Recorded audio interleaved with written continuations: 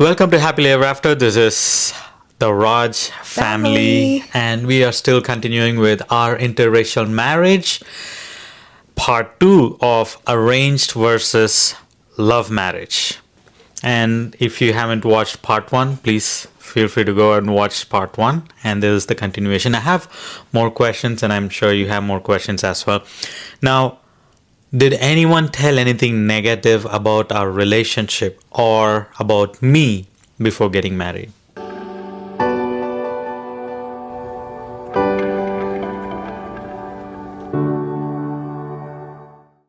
I know there are people that had their opinions, maybe like, I wonder if this was gonna work just because, he's Indian and you're Hispanic background.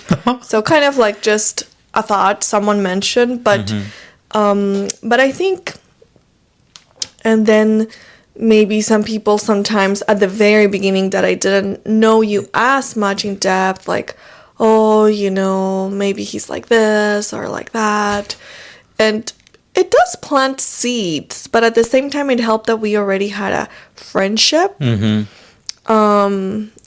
Before you even came to work and I met you, some people had their different opinions, like, he's not so good necessarily, with more like confirming my thoughts about Indian men. So like they don't like to be under ladies working, but you came to a place where it was all ladies, and actually people that I respected and knew you, they really spoke very highly of you, that you were respectful, that you were very humble, and I could see things. So with everything, I would take lightly what others would say that maybe were just comments and not necessarily they really knew you for a long time. And so I think I had more confidence, even though everything everyone says does plant a seed of maybe a thought, but not anything big. How about for you? I think most of them were like, there was no issue. They actually appreciated, and as you know, some of my friends wanted us to be in relationship, but there were some thoughts about your previous relationship, and that might be the same with us as well, and that to be careful. But then again, knowing you personally and knowing what actually happened in the past, it was like, okay, the math is not mathing here, because I know how things were, and I'm someone who evaluates, and seeing that I can understand how or why they perceive the way they perceived, but in reality it is not the case. That's a very good point, people. Like, get to know people yourself, hear to comments, but if they were not close to the person really knowing them and there was perception, be very cautious, because sometimes people that are not really close to people have very strong opinions about people. And that's something we're learning just in life. The importance of really knowing the situation, the person, before you have strong assumptions without clarity of the whole thing. And I think, that's an interesting point, because of previous relationships we've had that didn't work out and we moved forward. We both people thought we would leave people at the altar. Basically. And they didn't know the whole story, and that was how they felt. But if they knew everything, they would have a better understanding. And I think someone shared similar thing about me with you, or with your family as well. And I agree with you sometimes. But how I do see is those that are in relationship, they have to see it for themselves. Because there is going to be 100 different people saying 100 different things. And we cannot go and correct all the 100 people. But how can we correct ourselves in the mind? That's what I would see. Like, okay, this person is saying this thing, I'm going to take it with a grain of salt. I'm not going to blindly accept everything that they are saying, and I'm not going to reject everything they're going to say. I'm going to listen to it, but I'm going to take it with a grain of salt. And especially when it comes to character of a person, through time, how people notice, are they kind, are they helpful, are they honest?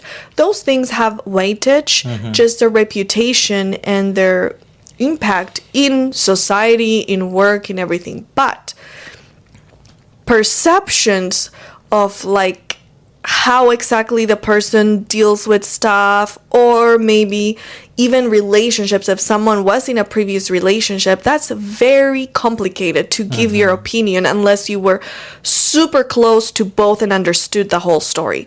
Because generally people will have their opinion like, oh, why did they break up with them, or they were a good couple, or like, but only the couple and those that really know both well could have a clear understanding. Because sometimes even after a breakup, there's not a clear understanding of all the details. You just know this was not meant to be. You didn't have peace. You saw red flags, maybe the other person as well, or maybe it was one-sided, but no one can truly see the whole thing that the couple went through emotionally, internally, in their prayer life. So that's very complex and it's very hard to diagnose from the outside. Even parents sometimes cannot really understand everything that a couple goes through. True. So, yeah.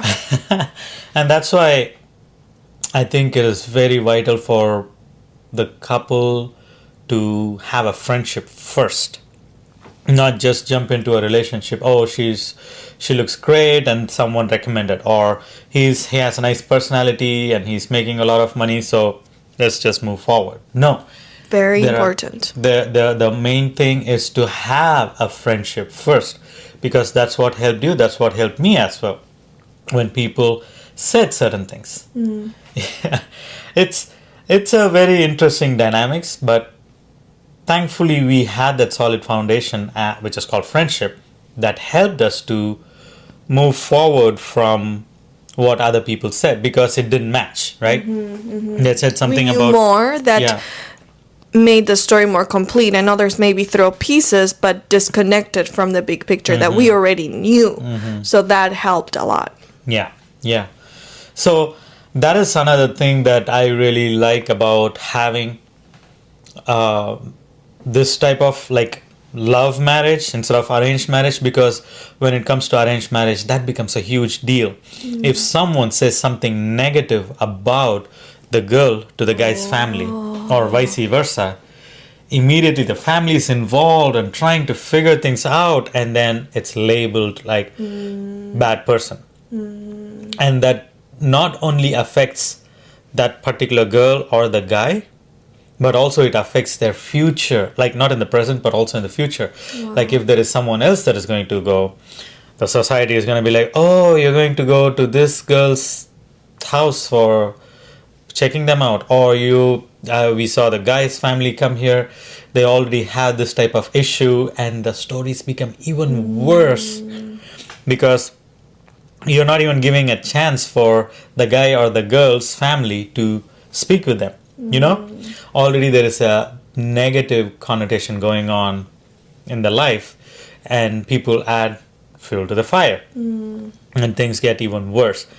And I think that is one thing also that I don't appreciate with arranged marriages, because with love marriage, you get to know the person personally, first-hand information. That's a very, very good point. Yeah, it makes a whole lot of difference, because you're basically, the society is going to destroy the guy's or the girl's life forever. Period. Unless they elope or do something else, they are under this bind, because in the previous engagement or relationship or friendship, so-called friendship, there is a bitter experience. People outside don't know what actually happened within that couple or within those families. They're going to spread stories, and that is going to damage the character, the life, everything. So many times what people do is they go to another state or somewhere else where people don't have any idea about what has happened. That's terrible, actually. I mean, it's like intense gossip that ruins someone's It future. is. That's the sad part of certain tradition, or not traditions, but Mindset. ways of doing stuff. Yeah. Yeah. And I think that's why we really, really encourage people. If you're in a relationship, just be so open and clear about everything, because if you are hiding, things might come out in different ways, and that will ruin your relationship. That will ruin the trust. And yes, there is a time and there's a way of sharing things, but if you are open and honest, there's nothing you should fear. Exactly. The person will know everything about you better than anyone else, so whatever anyone else says won't be the complete story. But there are sneaky, I don't know if sneaky, but people that really want to destroy relationships as well. Yeah. And throughout our relationship, we face sometimes that. Like someone would be like, oh, Martin did this or that, and come to me and share negative things about him. And because we had a lot of work-related things in common and other things, they would speak negative things. But me knowing him, I knew they were either exaggerating or trying to gain pity to make things, to get points, or I don't know, to just divide us. And the same happened with you. One time he came and said, did you say this or did you do this? I was like, no, this is a story. And it was completely different. Yeah. So if we don't trust each other, people will definitely lie and share things for whatever reason and motive. But we need to know that from the beginning, there's that clear trust. Because if we are not trusting each other on our life, then whatever someone else says, and then I may ask you, but you say something and I'm like, I don't believe him. So probably he did this. So then, a relationship cannot flourish. It cannot thrive. It cannot thrive. It cannot even survive on that type of mindset, because you don't have a proper foundation. You don't have that friendship. You don't trust each other. And anything anyone says, that is going to ruin your relationship. And it is waiting for a disaster to happen. And that's not how it should be. Oh, on this topic, there's so much. So we'll also leave it for another episode on trust. And because that took me a while to build, but it can be built when we are honest and open and genuine and consistent. Not today I'm honest, tomorrow I'm like in the gray zone and trying to evade and hide. So yeah. When we talk about marriages, how is it in India, the whole wedding ceremony planning? Like, how is it culturally there, that aspect of, Okay, so it's going to take days for me to explain the whole thing. That's how it is. Because in India, when you say a small wedding, it is around 300 to 500 people. Even smaller than that is 200 people. But usually when you say 300 to 500 people, it's a small sized wedding. Big sized wedding, it can go to even 5,000 people. And I don't even know how they manage to do those things. And it's usually because the people are rich, and also they make a whole lot of money through the gifts and all of that. But there is a whole lot of work, effort that goes into it, because here it's not just about, let's take it as an average of 2,000 people, and an average 2,000 people. You need to find a hall, we call it as a hall, wedding venue. So you need to fit in all these 2,000 people. You need to make sure that everyone is fed. Feeding is a huge thing. If people don't get food, there are friendships that have been broken because of not being fed in marriages. And it's unfortunate, but that is true. And it's not just like a little plate. No. So in Hindu weddings, you don't find meats usually. It is vegetarian. They have it with different dishes. It's more like if you go to an Indian restaurant and you ask for thali, it looks similar to that, only that you get more. if you go to Muslim or Christian wedding, there is meat in it. So the one of the things that they have is mutton biryani, my favorite. Even though I don't eat meat now, but mutton biryani is my It's like top. lamb. Yeah. Lamb biryani. Yes. Oh, sorry. Yes. Mutton is goat. Oh, go. So yeah, it's a very nice flavor of rice that is mixed with goat meat, different seasonings. And I'm already drooling here. I can see it. If you can hear me swallowing, you know what's going on in me, in my mouth. So that is one thing, and then and people are really dressed well. Also, they wear a lot of jewelry. Women, they wear a lot of jewelry, and I think that is more like a fashion parade because you see a lot of women wearing jewelry, expensive saris. Saris is Indian clothes, Indian clothes Yeah, that dresses, women basically. wear. Dresses, yeah, that women wear. And Which is a whole other style. If you're not used to it, you just need to learn. And I'm still learning to wrap a long fabric all around. But it's beautiful. yeah, and once you learn it, it's kind of easy. But anyway, my wife is making faces, so so that is there, and then the decoration. So usually they hire people to take care of the whole thing, and the family is involved more and more. Family and friends are more involved when it comes to serving, when it comes to serving the food and all of that, or even to guide people.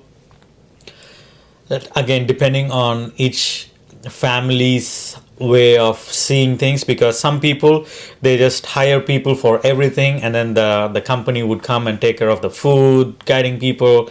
And a From lot of one thing flowers, to like the other. fresh flowers, no? Or fake Yeah, flowers. big time. Oh no, fresh flowers. It's yeah, like a big time. lot. Yeah. But if there is a family that is more into having close friendships and all of that, they have friends and family that take care of those things. So the family members come, they serve the food. One of the things I really hated, I think I still would hate if I have that opportunity, is while you're eating, they would come and record you. So Oh. yes, video recording, not pictures, not selfies. They would record you.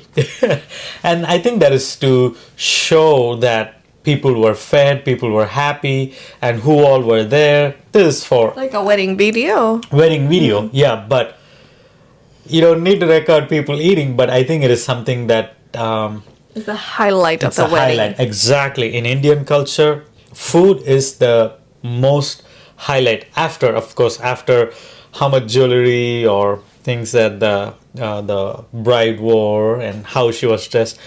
Besides that, the highlight is food. People eating food. So they would come, and this is a couple decades ago. They have this bright lights. They will put it on your face, and while you're eating, they would record it. And I did not like it because I don't want people to see me eating, And I don't think a lot of people would appreciate that anyway. But it's so funny. A lot of funny things happen there.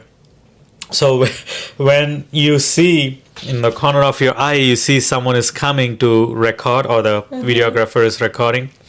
You eat as little as possible. You want to be fancy and very careful, and having all those etiquettes. Yeah. Once it passes, you go and destroy the whole meal there. And also another funny thing that happens is people are sometimes too shy to ask. I don't know if they are too shy or it is their way of getting more food. They will call the person that is serving. They will say, oh, they need something, and can you also put something for me? So it happens. You might have seen it in videos. If you have not checked out in other people's YouTube channel, check it out. It's so funny, and it's not made up. It is actual stories that they have made it into videos. So that's really funny. And then the other thing is, they might have a smaller hall for serving meals. So they will have like 2 or 3 batches of people to come and eat at the same time. So the first batch, when you go, you will have to eat quickly so that the second batch will come to eat. So they'll have to serve all of that, and the third batch. I think only the ones that eat in the end are more relaxed, or else you'll have to hurry. I still remember at someone's wedding, I don't know whose wedding, that was a little kid, and mutton biryani, of course, and then we had to move on because the next batch of people would come to eat, and then the guy is already rolling the paper which is set for the tables, so that after you finish eating they will remove the paper, and then they'll put fresh paper and banana leaf. And I'm seeing this guy is rolling up, and my mom is like, Martin, you need to hurry up, they are rolling the thing. I took all the pieces of this goat meat. I had it in my hand because I didn't want to give up on it, and I was eating one after the other. And then we had to go and wash our hands, and my mom, she finished washing her hands and was about to wash my hands, and she's seeing like my hands are closed, or my right hand is closed. She's like, what's in your hand? I still have mutton. Oh, you didn't finish it yet. No, finish it soon. Don't rush me. So one of my memories from childhood, that's something, I don't know, it's stuck in my head. So yes, that is how it is in India. Huge weddings are called as normal size, medium to normal size. How is it here, love? Well, Or how is it in Argentina? Or so I'm not sure about here or Argentina exactly the protocol. I know that definitely people enjoy going to weddings, I think anywhere in the world. But if you're not invited, generally it's not proper to just go to a wedding. But I grew up knowing that you can choose what you want to do. So it can be from a small wedding of, just 10 people, if you like it really small and personal, to weddings of hundreds of people. Never thousands. I never saw such a thing. But hundreds, yes, So I always envision inviting as many as possible, like as many as we could think of, not just everyone, like just come even if we don't know you, but anyone we knew and we felt connected with to invite. And then hopefully have it simple enough that it's more about the gathering, the meaningful time, than just the glamour and the food. Like for me, that was not necessarily vital, because I thought, maybe we have like an evening wedding and it can be just refreshments and like snacks, finger food, because that's very common in Argentina to have like a lot of finger foods, things like that. So not necessarily you get like huge meals. It depends the couple. And it can be simple, it can be fancy, but one time I went to a wedding from this couple, and this was in Europe, and they decided to do kind of potluck style. So they had different things like spreads, pastry, and like different breads and things like that. And then they had desserts, and each one could write what you wanted to bring. So each one, you could write, I want to bring a pie or a cake or this or that. And then they had like a small restaurant close by that they were friends with, and they provided part of the things. So with everyone coming, there was plenty of spreads and breads, and in Europe, there's so many options, and then a lot of desserts. So it was beautiful, but they didn't really have to spend that much, and they were very budget type of couple. And then even the clothes, they decided not to spend too much money, so she could later keep wearing the dress. So it wasn't like a fancy wedding dress, it was more like a very modest and nice dress that then she wore it for Sabbaths. And I was like, okay, well, I definitely want my wedding dress, but I also wanted not to spend like thousands on a wedding dress. And actually, it was my goal to do the most budget-friendly wedding, but also certain things were important to me. So like to have good photos or a good video.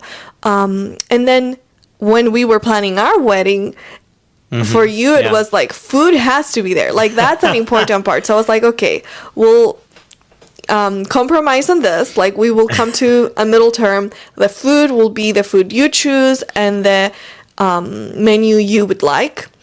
And then for decoration and things like that, we had some friends that actually graciously gave some of their wedding decorations. And then we got some other things and made it simple. I always wanted more of an outdoor wedding because for me, pictures indoors were not the same. Yeah. So I was like, I so want an outdoor wedding. I always dream of a beach wedding. But then I was like, that might be hard. And it was a little more complicated, the venue thing. And also being at I don't like my hair blowing. And in the beach, generally you will have. So I wanted a perfect beach wedding with no brisa. So I was like, I'm not so sure about that. My hair will be like, and then I will be so like, uncomfortable with that. So I was like, maybe we can take pictures at the beach, but not necessarily have the wedding there. And so we decided that actually we would do a wedding, a destination wedding, because it was winter time and where we lived, it was cold. So we said, let's do it, on a state that it's more warmer, sunny, warmer. So we chose Florida. We liked it. A sunshine state. And so we had no idea of destination weddings, but we invited as many people as we could remember. And we do have to say we apologize for anyone that is close to us that for some reason we did not end up inviting. And later on we were like, have we invited this person or that person? And we're like, because in the moment you make a list, you try not to forget anyone, you go through, but then things do, not everything you remember. And some people you do like remember later that you wanted to invite and it didn't get on the list. But we invited more than 200 people. I would say close to 300. Yes. So all over from our countries, all our family, all our friends, co-workers, different people, everyone we could think of, we invited that we felt connected with. And then it was a destination wedding. So we ended up having actually a very small wedding, like 45 people, because we made it on a corner, Pensacola, Florida. Like flights were not as common. So even family that I had in Florida were not so easily able to come because of flight connections and this and that. So we were like, okay, we learned. Destination wedding, probably you will get 25% of people you invite. And even if you choose a place where people live there, depends what location of the state might be, they might not even be able to come. So and also to add on it, it was on a Tuesday. Our wedding was on a Tuesday. Yes, so we chose a date that actually matched with our anniversary. The day we started our relationship, it was the same date we chose 2 years later. So it was a very meaningful date. Plus, sometimes it's easier to find venues during the week, and a lot of things just worked out better. But a lot of our dear friends' family couldn't make it. And so after we had planned the date and the venue, we realized, whoa, some people that really wanted to come cannot come. So that was something that we learned, but we cannot repeat it. By God's grace, it will never have to be repeated. Maybe for our 5th year anniversary. I mean, but yeah, so I guess I had a desire to have a wedding that we won't put limits on people, but that it will be people we're connected with, just not people for people. That is different from India. Yeah, that because is you might not be connected, but they feel connected or they're connected to someone else, and so it's a very different mindset. Yeah. Sometimes some people you won't even see, but then when your wedding is getting closer, they will become your best friends out of nowhere. It's crazy because, yes, maybe you get a good meal, but the rest, it's just couple hours. Yeah. But it's so, I guess, no matter the culture, no matter the situation, everyone loves weddings. I think God put it in our heart to love marriages, to love, to desire that. It's just something special. I mean, maybe some people don't like, but in general, people are happy to go to a wedding. Yeah. And so we have very good memories of ours. God blessed us with a beautiful sunny day in the midst of, it was kind of rainy, but at the moment, it was kind of rainy in most of the places. Even in our venue, it rained for maybe like 30 minutes or even less, and not a heavy rain. It just rained a little bit, it stopped, and it made the place nice and cool. But surrounding areas, my brother, my friends, and I, we had to go, after setting up the venue, we had to go refresh and come back. On our way to the Airbnb, it was pouring. It was pouring. And I was like, God, what is happening? I remember my mom asking me, son, do you want the wedding outside or inside? Because it looks like it's going to rain. I'm like, it's going to happen outside. Because I was praying, and I know my wife wanted to have an outside wedding, outdoors wedding, and God is going to protect. And it came out beautiful because the rain that came, it cooled the place. It was not so hot, and everything worked out perfectly. And also, even though we had only around like 45 people, I do not regret that at all. I do not regret having that people, because it was even better for us to connect with more people. I mean, it would have been nice to have more people. Yes, but it was a small group and it was meaningful, even though we missed certain key people that couldn't make it, including my like sister. I call her because she's like my best friend, and we've adopted each other as sisters because I only have a brother, and she couldn't make it, and that was terrible. But God was good and blessed us even with those things that were not as we envisioned, but He gave us other beautiful blessings on that day. And we decided to do the wedding ceremony with our like Western clothes, what I grew up as a little girl dreaming of, my white wedding dress and everything. So I had looked for it and I had it. And then we also wanted to have a little taste of the Indian tradition and clothing for our reception. So actually, this in itself has so many miracles, our wedding story. But I had my reception dress that I shared in the previous episode. I had gotten my dress and my reception dress like a year before our wedding. So I had it all ready. Beautiful dress, everything. But when we decided together that we were getting married and all the details, then we needed to get something for Martin. Yeah. And from India, the clothes arrived just a couple days before the wedding, and it fit perfectly, and it was just beautiful to have that. So we had Indian food, some Indian background music, and some Indian.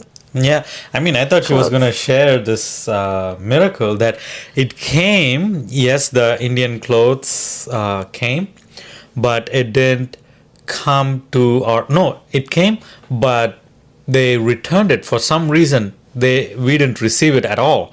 They say they couldn't find our address, so they were returning it. And this was like a week before our wedding. And we were traveling to Florida, so we were not even going to be at our place. So they are like, oh, we're sorry, we couldn't deliver the package, and it's being returned to India. I'm like, please don't. Our wedding is in like a week. We need that, please. And I think God brought an angel. Yeah, because we called the company, we called them, we told them, this is the address. If they returned it, they didn't even check anything. They just sent it back. And please don't let it leave the country. And then we called them again. And then on Friday, right? Friday, so our wedding is on Tuesday. The Friday before the Tuesday, they finalized everything, and then Debbie spoke with them, and then they figured out, okay, the package, we will send it to you. How long did they say it'll take? Like 2 days. 2 days. 2 days, and they said, okay, you're gonna be in an Airbnb in Florida, so we will send it directly to that address. And I was like, oh, thank you so much. We talked on a Thursday. It was gonna arrive like that Saturday or Monday, and our wedding was on Tuesday.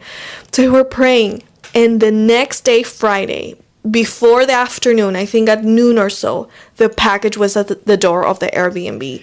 So we were like, blown away. Like, and it fit like a glove. Everything just works so beautiful. And if you want to see more, we do have a short video of our wedding, so you can go and look in our videos. Yeah, we'll put it in the description. Yeah, we can also put it there.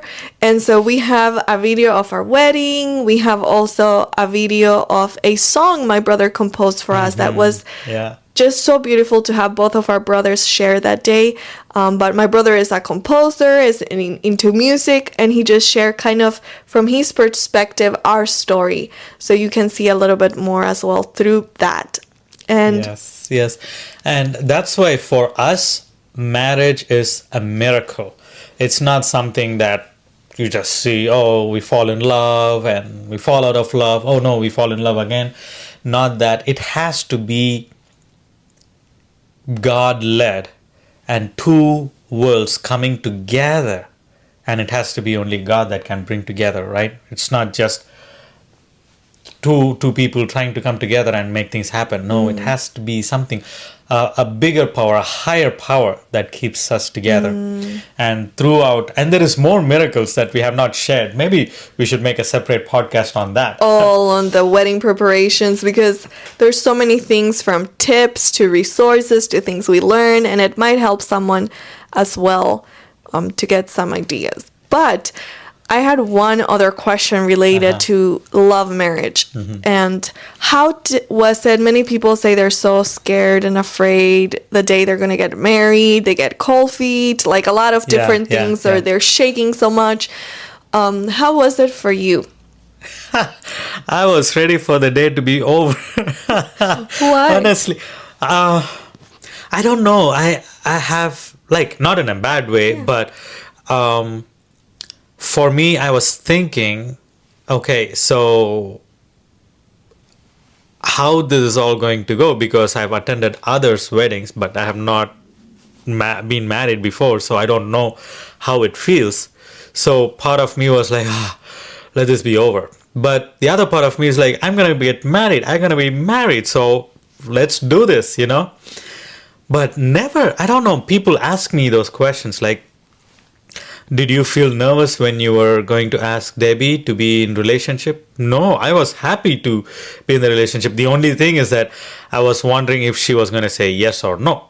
I was not like nervous or scared or anything, because I knew where I stood and I knew that you were also interested in me. But of course, it can go both ways. But I asked you. Same thing with the engagement. I was not nervous if you were going to say yes or no, because I knew I wanted to get married to you. And I also knew that you wanted to get married to me as well. So for me, it was more of a joyful thing, an exciting thing to make things happen. And when it came to our wedding day, I was very excited. I was thrilled. In fact, I even shared with some of our friends that came and attended. I was like, it feels like I am in clouds. I'm like, I'm not even, it feels like it's happening in my dream. And I remember them saying like, yeah, that is how it will feel for a few days for you. Because they got married. Rena and Austin, they got married the same year, but in the beginning of the year. So they said the same thing too. Like it does feel like that. Don't worry about it. After a few days, it'll be gone and it'll be real. But in reality, 2 years later, I still tell Debbie like, you know, we are married. Did you know that? You know that we both are married, right? so sometimes I have that realization every now and then come in, and it excites me. But I never had cold feet, or I was never nervous. The only thing was that, how is this all going to go? That's what was going through my mind. I was not. Yeah. How about for you? I was super relaxed. We decided to actually get a big Airbnb and have all family, close family and friends come and spend a few days together to just Yeah. fellowship before the wedding day, which can be so busy, and then you're all gone. So it was like, for us, that quality time, it was very valuable. So that was like beautiful memories. We were there on a Thursday, Friday, Saturday, Sunday. Started the moment of like Sunday and Monday. Okay, let's get things ready. And I started, to go out with my parents to get flowers and to finish things that I needed to get done. And then finalize whatever we needed to buy for the reception and the drinks. And so those 2 days were more busy and just getting my things ready, my, things for the honeymoon and kind of separate things. And because it was a destination wedding, we had our car filled with all the decorations and this and that. So it was quite a journey. I don't know if I would do it exactly the same again, but it was fun. I don't regret it. I enjoyed it. Once in a lifetime. You do it and that's it. You enjoyed it. But so those were busy 2 days before the wedding, the Sunday and the Monday. And then we decided to write our wedding vows. And so taking time to do that in advance, because some nights it gets late trying to finalize details. And my brother himself was trying to finish the video he was doing for us as a surprise, but he would stay late on his computer just doing his surprise. And so it was a fun time as a family being together and just sharing that.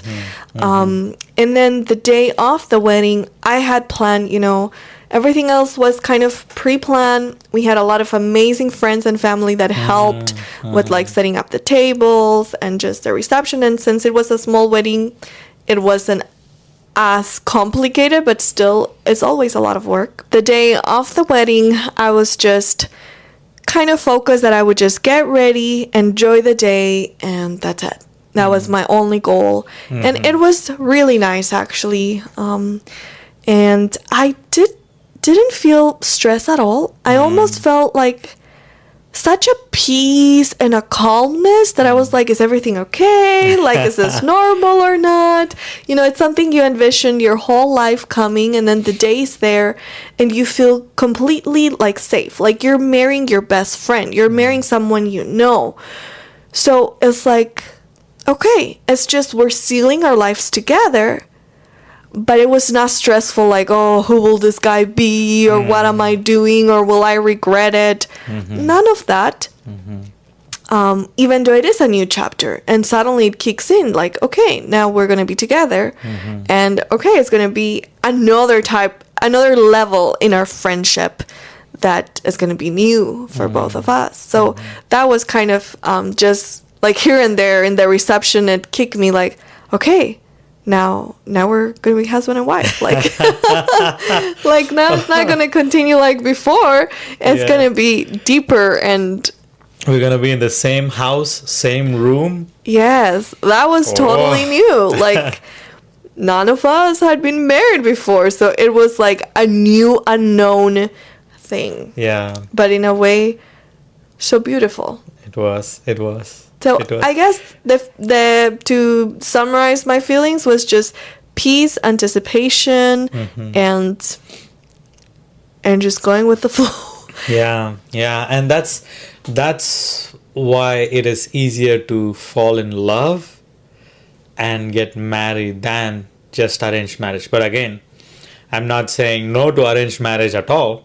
Different people have different ways of moving forward in life, and sometimes parents will have to be there to guide their children, however old they might be, to lead them. And then after that, it is the couple's responsibility. But we love what God led us to, and our story, we believe it's a miracle that God has done, the miracle of love. And yeah, we will share on another episode how our marriage started and how was all of that. But we're just so grateful. And I think we will leave this episode for here. Yes. For here. We hope this episode has been a blessing to you. And if you are still single and you are still in the process of finding the one God has kept for you, don't lose hope. We are here to tell you that God is in control and God will provide you the one according to His will. Right? Sometimes we tend to push to make things happen. We don't have to. God knows when to bring in. And maybe, it's so worth the wait. yes. And maybe you have been waiting for a long time and think that you're not going to get married, but you never know. If God has it in His plan, He will make things happen. Maybe you should stay in the place, mingle with people, build good friendships, and before you know it, things will happen. Yeah. God has good thoughts, and His timing is perfect.